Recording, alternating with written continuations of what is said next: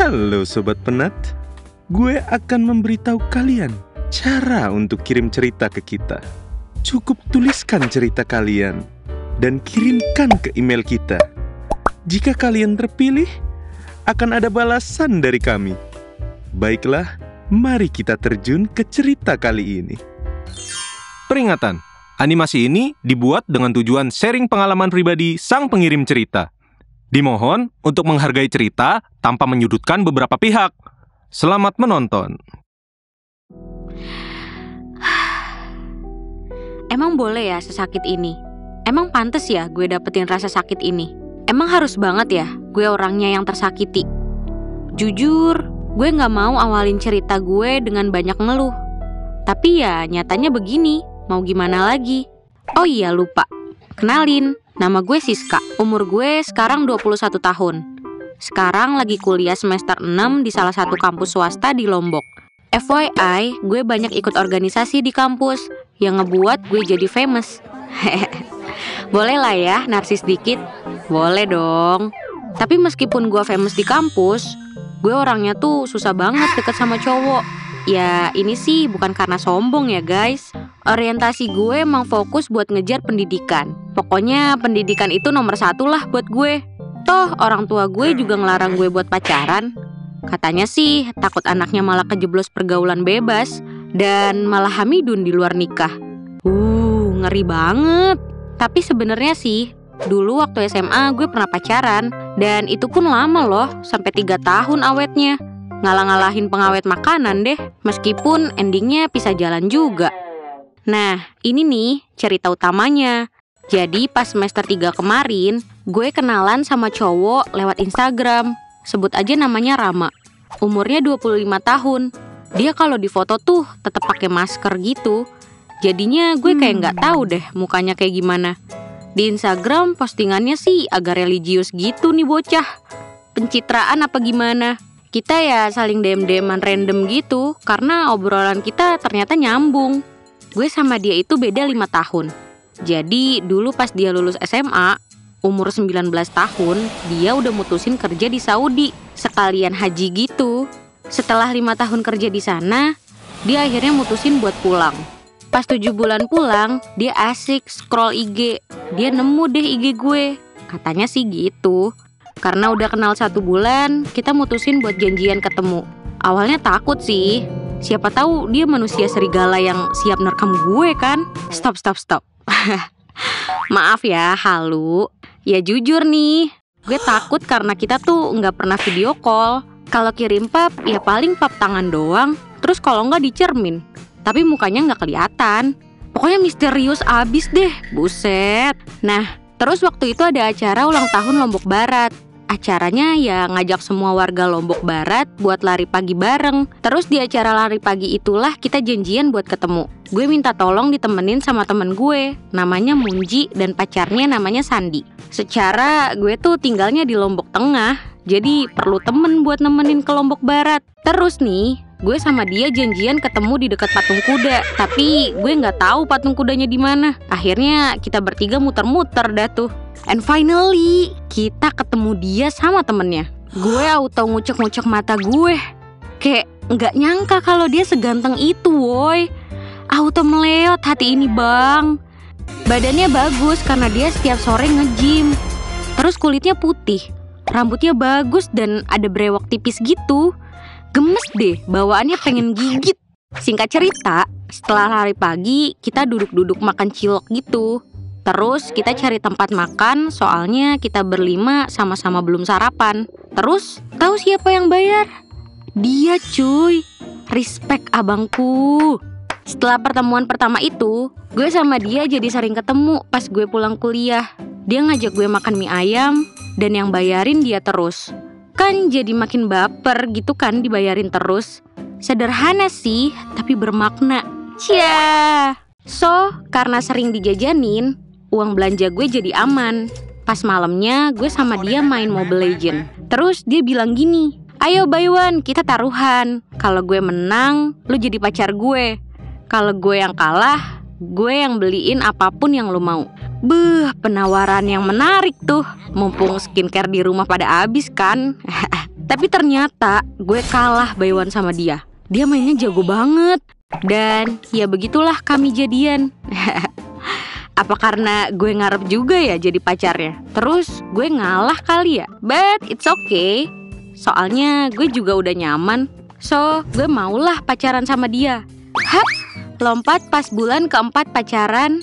Dia nyuruh gue main ke rumahnya. Awalnya gue deg-degan datang ke sana karena dia juga pertama kali bawa cewek ke rumahnya. Gue datang sambil bawa donat sama buah-buahan gitu. Dia nunggu di depan pintu.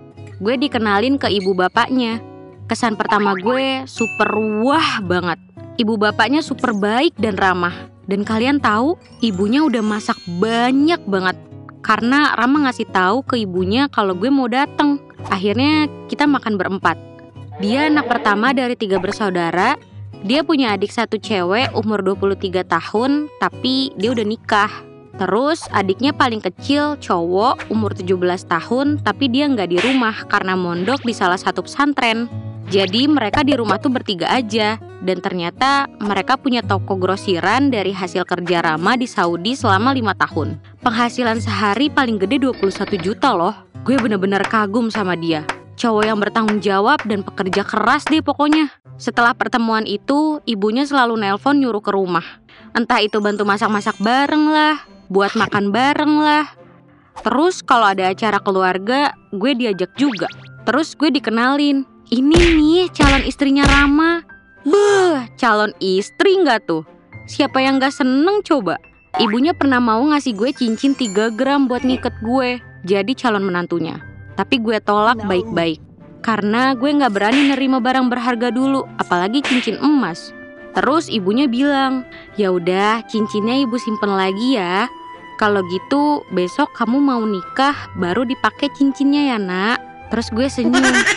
Iya bu. 8 bulan udah berlalu. Gue masih tetap ke rumahnya karena disuruh ibunya. Tiba-tiba dia ngomong ke ibunya, Bu, Rama mau nikah sama Siska, boleh nggak? Gue langsung kaget dia ngomong gitu. Ibunya jawab sambil ketawa. Haha, nikah aja. Toh tabungan kamu kan ada buat nikah. Jadi kapanpun kamu siap, nikah aja. Terus Rama narik gue ke depan rumahnya. Dia ngajak gue ngomong serius. Nikah yuk, umurku udah 26 nih. Teman-temanku udah pada nikah semua. Giliranku belum. Gue sebenarnya mau-mau aja sih, karena dia baik, agamanya bagus, ekonominya oke. Ya mau nunggu apa lagi? Terus gue jawab, mau tunggu aku selesai kuliah nggak? Aku sebentar lagi wisuda, tinggal 3 semester lagi aja. Terus dia iyain. Semenjak itu, setiap hari dia ngomongin rencana mau nikahin gue. Pokoknya yang diomongin tuh nikah melulu cuy. Nah, pas gue pulang dari kuliah, Rama udah di parkiran nungguin gue. Katanya dia mau ngajak gue makan. Terus gue iyain. Pas makan, dia ngomong lagi, ayo nikah, aku sanggup biayain semua kuliah kamu sampai S2. Kalau kamu mau.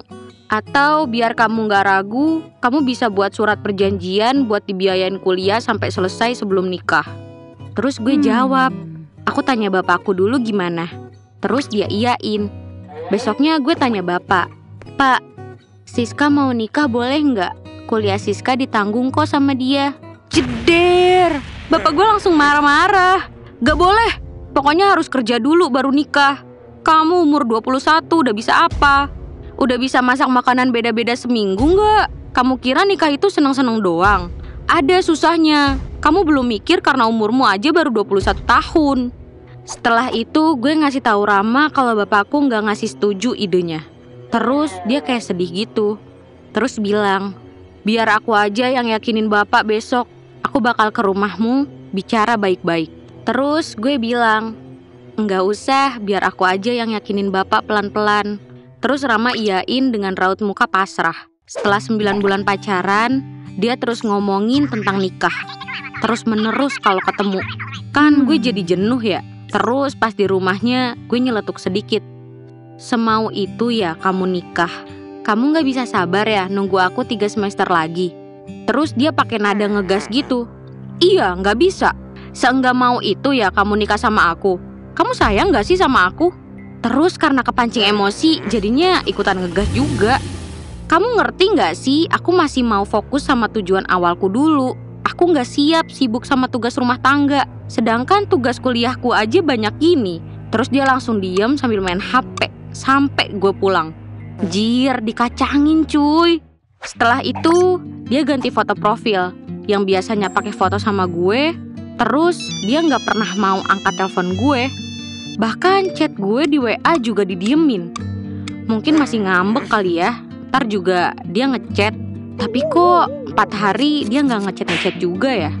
Tumben banget deh. Semarah itukah dia sama gue? Apa gue terlalu berlebihan ya? IG gue juga diblokir sama dia. Intinya akses buat ngehubungin dia tuh gak ada. Setelah seminggu, gue jadi makin penasaran. Gue sih gak mikir aneh-aneh ya. Soalnya berantem kayak gini udah biasa. Saling ngilang tapi ujung-ujungnya dia yang nyariin.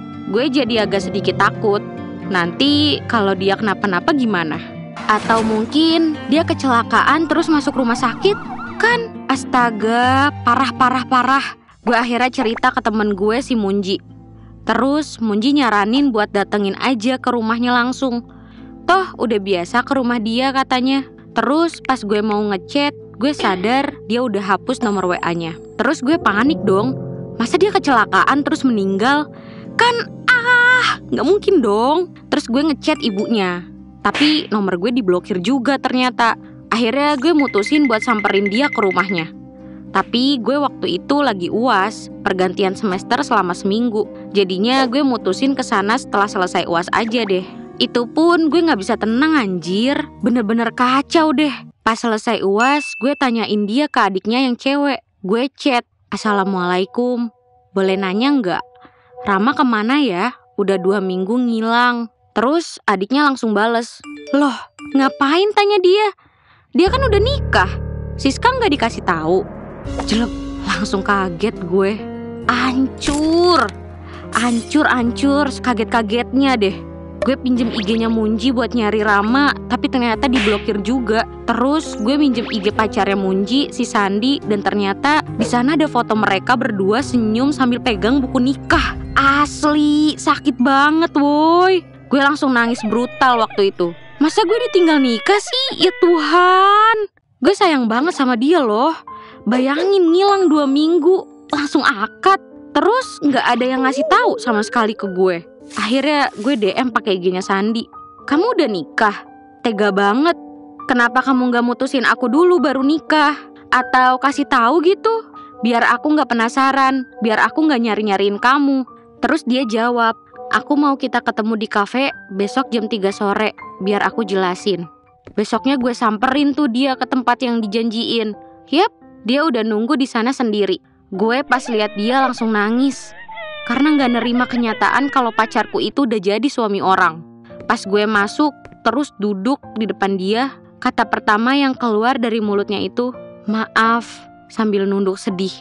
Gue di situ nggak tahan, akhirnya gue nangis sejadi-jadinya. Setelah itu dia pegang kepala gue sambil bilang, "Aku udah ajak kamu nikah, tapi kamu kayaknya belum siap. Jadinya aku nikah sama temenku namanya Ola. Dulu aku sama dia sama-sama kerja di Saudi. Terus dia pulang juga. Aku ajak dia nikah, dianya mau. Perjalanan kamu masih panjang. Kamu bisa dapetin cowok kelak yang lebih baik dari aku." Di situ gue makin nangis. Terus dia berdiri buat ninggalin gue, yang masih nangis di situ. Setelah lihat dia pergi, akhirnya gue juga pergi dari tempat itu. Terus ke parkiran, ternyata dia masih di parkiran sambil nangis di atas motornya. Terus dia lihat gue. Terus dia meluk gue sambil bilang maaf. Di situ kita pelukan sambil sama-sama nangis. Kita berdua saling menguatkan satu sama lain dan ikhlasin kejadian ini. Sampai sekarang gue masih sering kangen sama dia. Walaupun 10 bulan itu bukan waktu yang singkat. Apalagi hari-hari gue lebih banyak sama dia, sama keluarganya. Jujur, gue juga kangen sama ibu bapaknya yang baik, ramah, dan lucu. Apalagi mereka juga udah gue anggap kayak orang tua gue juga. Pasti sekarang ibu bapaknya seneng deh udah punya menantu. Ola juga beruntung bisa punya mertua yang baik dan suami yang baik juga. Jadi pesan dari gue, jangan pacaran sama orang yang umurnya beda jauh kalau kalian gak siap buat nikah. Entar kayak cerita gue ini, ditinggal nikah. Mau secinta apapun, seberusaha apapun, kalau nyatanya bukan jodoh ya gini, akan pisah. Semoga gue dipertemukan dengan jodoh yang sesungguhnya. Sungguh kisah yang meremukkan hati. Tapi jangan risau, karena masih banyak ikan di lautan ini. Jika kalian suka dengan kisah ini, jangan lupa klik like, komen, dan subscribe channel Gua Punya Cerita. Ciao!